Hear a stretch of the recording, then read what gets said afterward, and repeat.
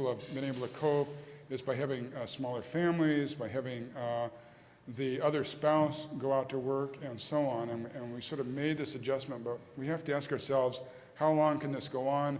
Where are our kids going to live? And what kind of lives are they going to lead? And the old, of course. Can this be a city that sort of embraces the heritage of its own people and provides a congenial life for them? So, incredible change. Our growth has paused, but only briefly. The city has to update its plan by law. We're having a renaissance of civic building. There's all kinds of transportation proposals on the table right now.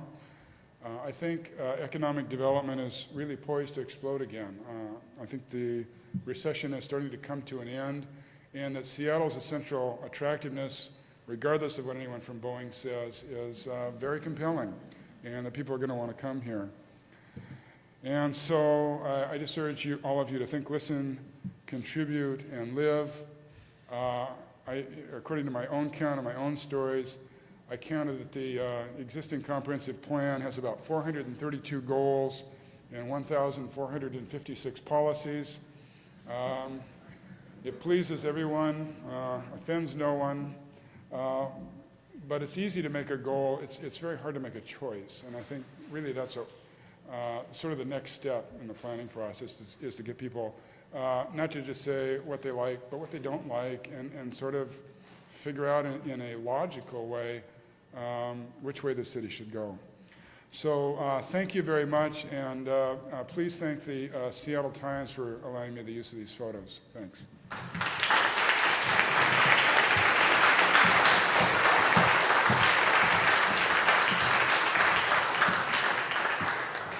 Thank you, Bill, for your inspiring remarks. We'll have about 10 minutes for questions and answers. But before we get to that, I just wanted to acknowledge Councilmember Richard Conlin, who joined us during your presentation.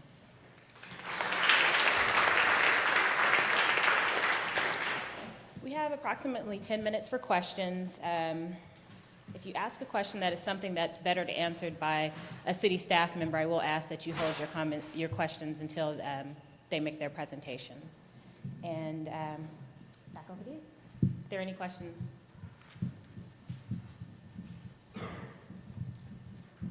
That implies I have some answers, which is a daunting assumption. A little more contribution to your regional thoughts. I think you really hit it when you said that you don't have to live in Seattle to be here. And I think we're all kind of wondering who we really are. 1 out of 6 live here. The other 5 are somewhere else in Petropolis. Then I hear you say how much it's costing to live here. I'm a taxpayer. I finance these civic investments, these art developments, these amenities, these schools. I think a lot of our comprehensive plan, and I have to admit I'm chair of the City Neighborhood Council Budget Committee, so I've been reading the darn thing, is finding the money. And when we hear other regional leaders in the east side tell us what to do with our money, but then tell us what we should do in Seattle to develop in their eyes. And I'm just wondering if we've got blinders on talking about we. So what can you suggest for maybe a broader vision that works for the east side, that works for Shoreline, that works for South Seattle, that works for the areas where some of my family have fled to for affordable housing? Wow. Where's the we at? Well, Where's the money?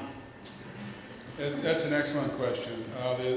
The region, King and Pierce counties, I think, have had 13 new cities created in the last 15 years or so. We have become sort of more splintered instead of less so.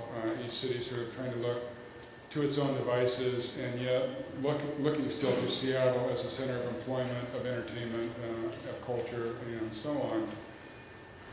What you see in some other parts of the North American continent is more coordination through government between the urban and suburban areas than what we have here.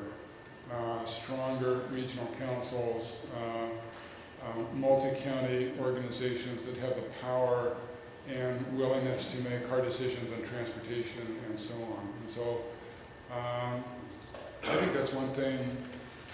I don't know if this is the right forum for it, but one thing that Seattle and the region should be looking at is the system. Obviously we had Metro, which was a great success early on, but is the system we have now adequate to really reflect the political realities of what's going on right now?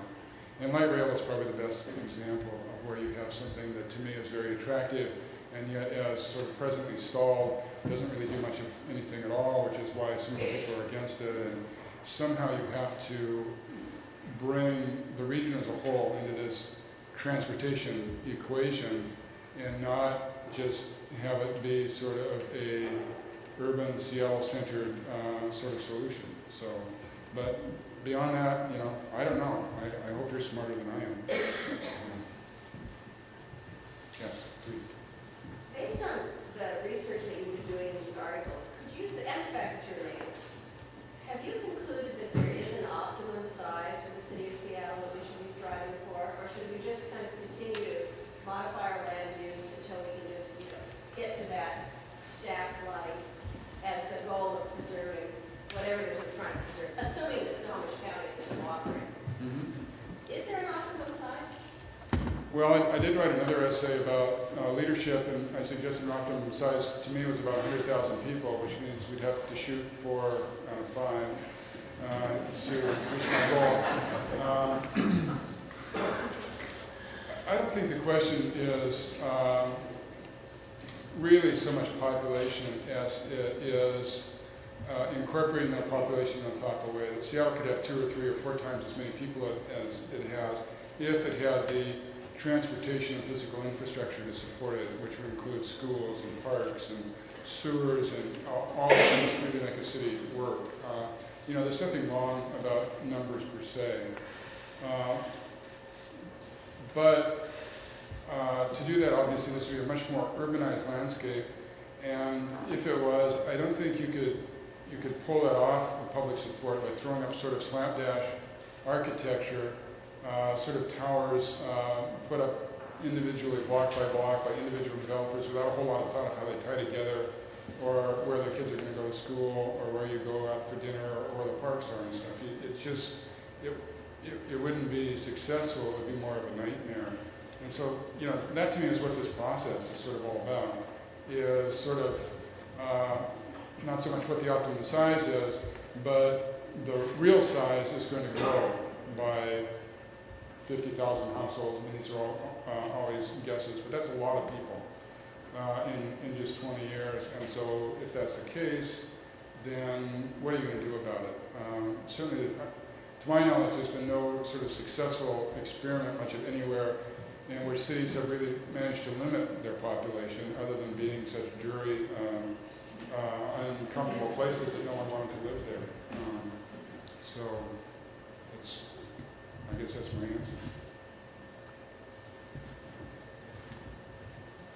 I read your newspaper, and in particular the section in it on Sunday that you write for rather religiously. I noticed in last Sunday's paper an article about essentially summer homes and small homes, but the feature was a small cabin, it said, on 35 steam acres on Whitman Now, that may be just a second home for those folks.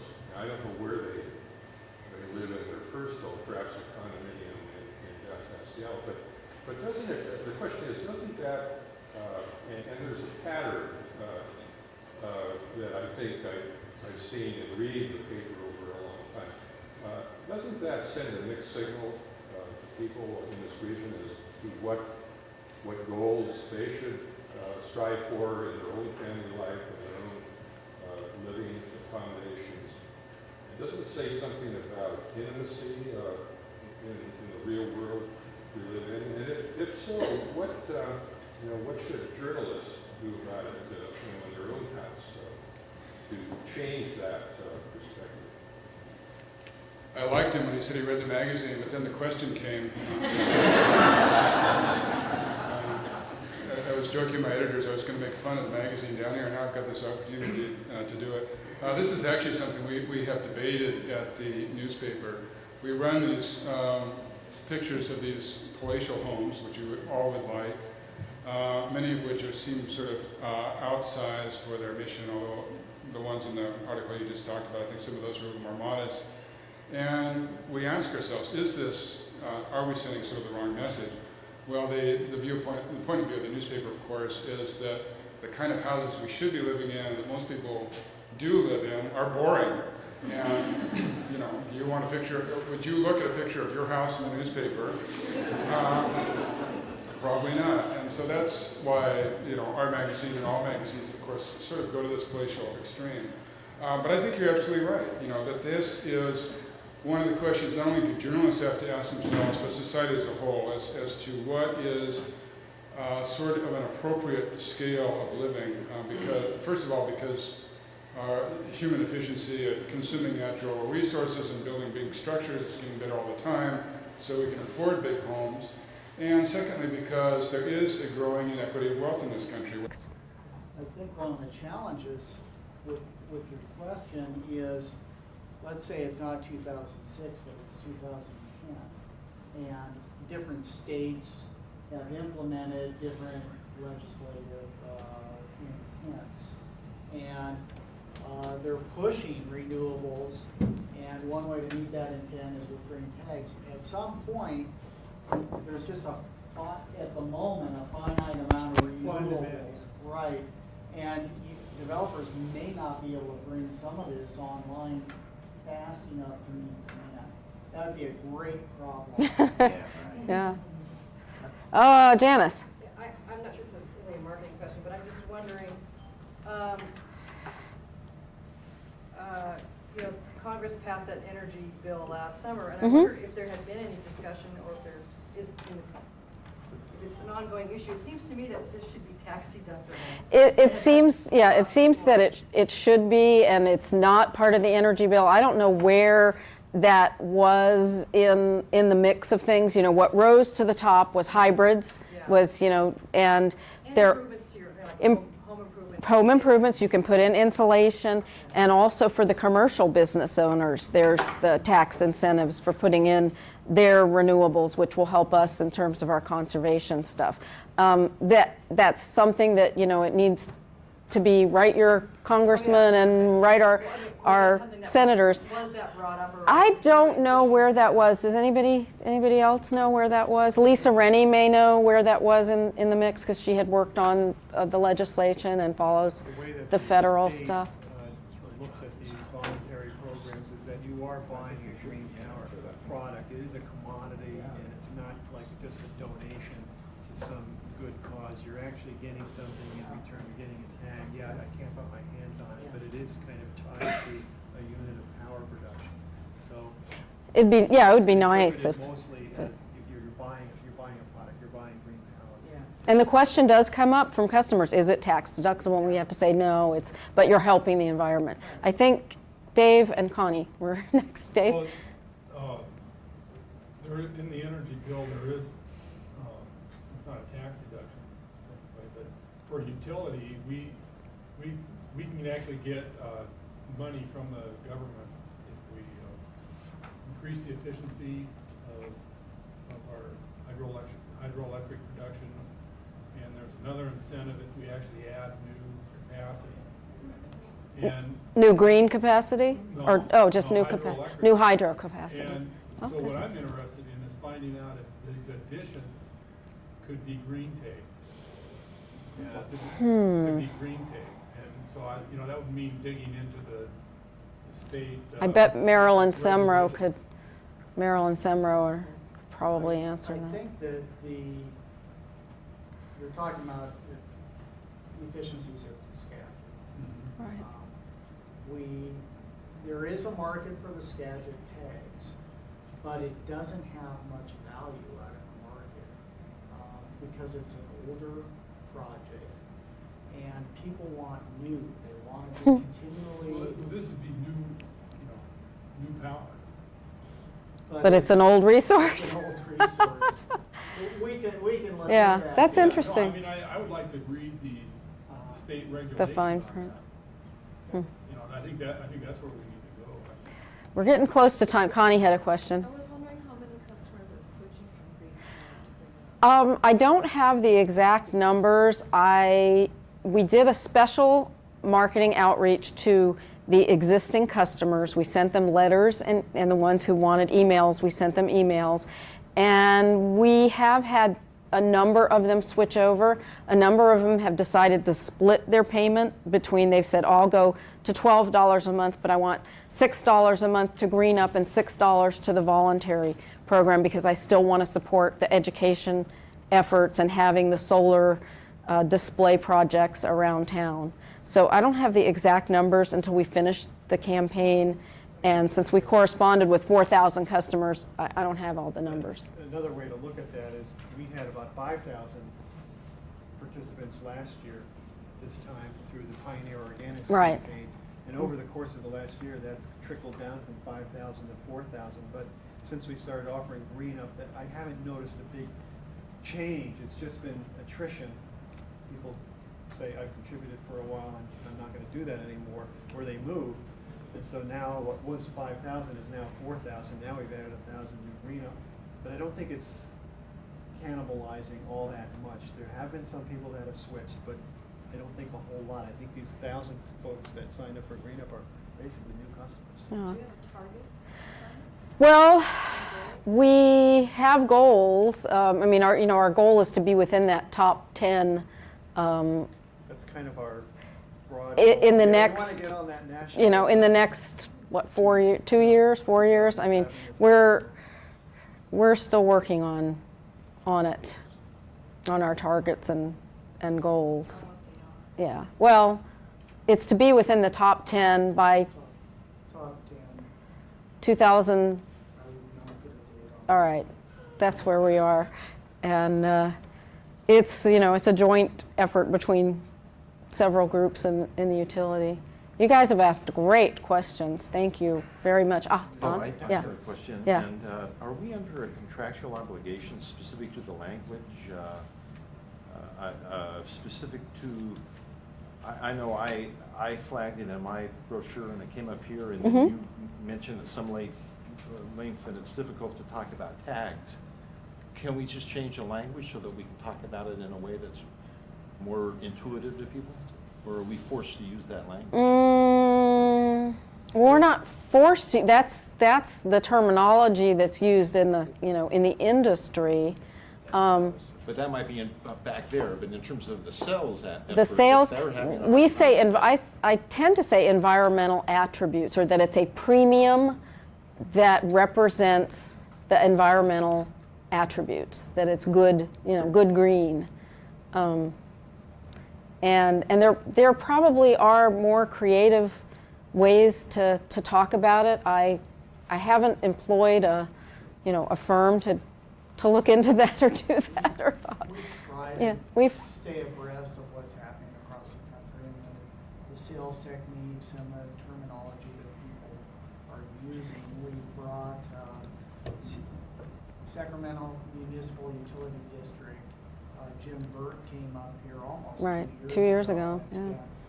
spent 2 days with us talking about this, and it is kind of a challenge, Don, to get this across. If you have any suggestions, of course, I'm clear with your supervisor before you start working. We would appreciate any insight you might No, I have. was just curious. And I will mention one more thing that Sacramento Municipal Utility does, and they are in the top 10. They have, like us, they're a municipal utility, and like us, they had call center, people working in the call center that they do work for Sacramento Municipal Utility, but I don't know if they're union or not, but they're city employees. And they were not really ready to want to sell this on the telephone to people when they call in. However, what they've done with that call center is they've given them incentives such as free pizza to the top salesperson, or free pizza on Fridays. They have done a lot of marketing with their call center in terms of they'll get free parking for a month, or free lunch on whatever day for the top salespeople. But their customer service reps, when they talk to someone who's moving, or who's moving in and establishing an account, or who's moving to a new address, their technique is to say, do you want green power or regular power? That's, huh? That's what they ask. Are you gonna buy, are you gonna sign up for our green power, or do you want regular power? And that's how they're selling the majority of their customers into it, is offering that option. We have talked to our call center, and we've talked to the union about trying to use some of our revenue or some of our marketing revenue to do some incentives. We've still got to get an okay with the union, and also they work for Seattle Public Utilities. They're not City Light employees anymore, so there's a certain disconnect there. But some people are very into it, and they're talking to our customers now, and they are selling the program. They're just not selling it in that way. We haven't done a lot of training with them, which we'd like to do, and I think that's an easier way of describing it. Well, can't you just partner with them? And you have kind of partner anyway. Well, yeah, but we have to get, it's a union. Union issue. It's a union issue. Doesn't seem like it would be. Everything's a union issue. Beyond their job description, they're trying to sell something. Well, and they're not used, they will say they're customer service reps, they are not sales reps, and they are not selling electricity. But if some of them are willing, now the ones that are talking about Green Up right now, they've kind of self-selected themselves to be interested in the program. They've gotten some additional training from us and some additional orientation so that they can discuss the program and answer questions. Do you have these up there? We do, yeah, and they send them out, and they are answering calls, and then the calls that they can't answer, they send to Jack or Mike or me. So, Our time's up. yeah, other questions? Feel free to ask. Yes, yes, either residential or commercial. You want residential? If you guys want to access this presentation, it's on the youth presentation. Everyone that we have is